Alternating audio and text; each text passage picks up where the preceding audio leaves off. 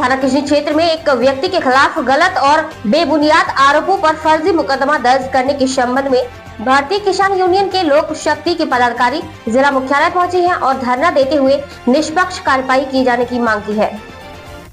भारतीय किसान यूनियन लोक शक्ति के पदाधिकारी दर्जनों की संख्या में जिला मुख्यालय पहुंचे। यहां उन्होंने पुलिस अधीक्षक कार्यालय पर एक शिकायती पत्र दिया है, जिसमें उन्होंने बताया है कि पीड़ित श्याम तिवारी पुत्र विजय शंकर तिवारी ग्राम गोबा जनपद कन्नौज की शादी रिंकी पुत्री स्वर्गीय अरुण दुबे निवासी शमशेरगंज थाना किशनी के साथ करीब 14 वर्ष पूर्व हुई थी। पीड़ित के ससुर का कोई बेटा नहीं है, सिर्फ 4 बेटियां हैं। इसलिए ससुर के कहने पर पीड़ित अपना घर परिवार छोड़कर शमशेरगंज में पिछले 4-5 वर्षों से निरंतर रह रहा है। पीड़ित के ससुर लीवर, किडनी, फेफड़े जैसे रोगों से ग्रसित हैं, इसलिए उनके इलाज की पूरी जिम्मेदारी पीड़ित की है, जिसके चलते पीड़ित ने बखूबी अपनी जिम्मेदारी को निभाया भी है। अब पीड़ित के ससुर की मौत होने के बाद प्रदीप दुबे ने अपने बेटे हिमांशु दुबे के नाम चुपचाप जमीन दर्ज करवा ली। जब इस बात की जानकारी पीड़ित को हुई तो पीड़ित ने न्यायालय की शरण ली और बेनामा को निरस्त कराने का प्रार्थना पत्र न्यायालय में दिया, जिसके बाद अब लगातार विपक्षियों की ओर से धमकाया जा रहा है। एक फर्जी मुकदमा भी दर्ज करा दिया गया है। भारतीय किसान यूनियन लोक शक्ति के पदाधिकारियों ने पूरे मामले में निष्पक्ष कार्रवाई किए जाने की मांग की है। मोहनी कहाँ की रहने वाली बेटा? शमशेरगंज।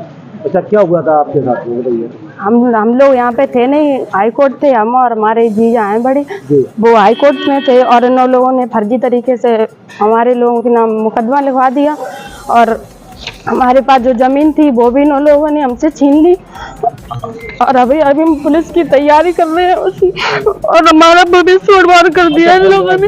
मुकदमा लिखवाने वाले कौन कौन लोग? हमारी चाची है, दादी है और लोग डब्लू है और भी लोग हैं। हिमांश है हमारे चाचा का लड़का। कितने बीघा जमीन का मामला है? 25 बीघा है जमीन हमारे पास थी, 8-9 बीघा वो भी हमसे छीन ली।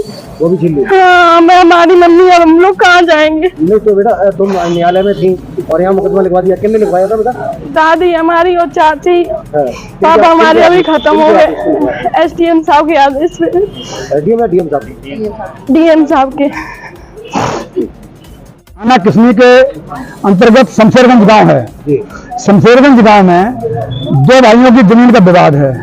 उस विवाद में जो मेन वादी थे वो खत्म हो गए, उनके 4 बेटियां हैं और वो अपने दामाद को अपने यहाँ रखते हैं क्योंकि उनको कोई लड़का नहीं था और उनकी भी मौत हो गई है। संपत्ति के मामले में विवाद चल रहा है हाई कोर्ट में, तो उनका दामाद और उनकी बेटी दोनों हाई कोर्ट में मौजूद थे। 7 तारीख को हुआ यह कि 8 तारीख को हमारे DM साहब, कप्तान साहब थाना पुलिस मौके पर गए हुए थे किसी थाने में, तो दूसरे पक्ष के लोग आए, उन्होंने आकर के उनको DM साहब के सामने रोना पीटना किया कि साहब हमें मारपीट की है।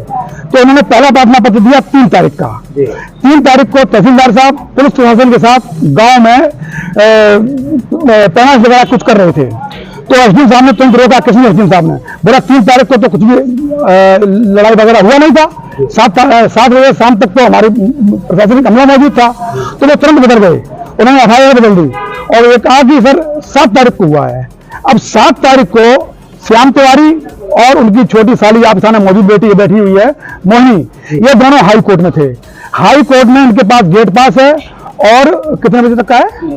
12:24 पर इन्होंने वहां पे जो एफिडेविट दिया है उसकी हाई कोर्ट में फोटो ली गई है, तो फोटो इनके पास है और 4 बजे हाई कोर्ट के गेट से ये बाहर निकले हैं और साहब किस पे बैठ के आ गए? ये 5:30 बजे पे हमला कर दिया करके, तो टोटल फर्जी मुकदमा लिया है हमारे उच्चाधिकारियों को भ्रमित करके। तो इसके विरोध में हम आए हैं कि जिन लोगों ने उच्चाधिकारियों को भ्रमित करके ये झूठा मुकदमा लिखवाया है, यह मुकदमा स्पष्ट होना चाहिए और उनके खिलाफ मुकदमा लिखा जाना चाहिए। तो क्या ये DM साहब से चूक हुई है क्या? बिल्कुल जिलाधिकारी महोदय चूक हुई है, वो भावनात्मक भाव बढ़ गए। तो क्या मांग है आपकी? हमारी मांग है कि इनके ऊपर जो मुकदमा लिखा गया है, यह बच्ची अभी BSc कर रही है, रोजाना 30 किलोमीटर दौड़ लगाती है पुलिस में जाने के लिए। अब उसका भविष्य रद्द कर दिया कि उन्होंने कब्जा किया हुआ है, गाड़ियां की हुई हैं और जांच मांगने धमकी दी है, तो मुकदमा लिख गया।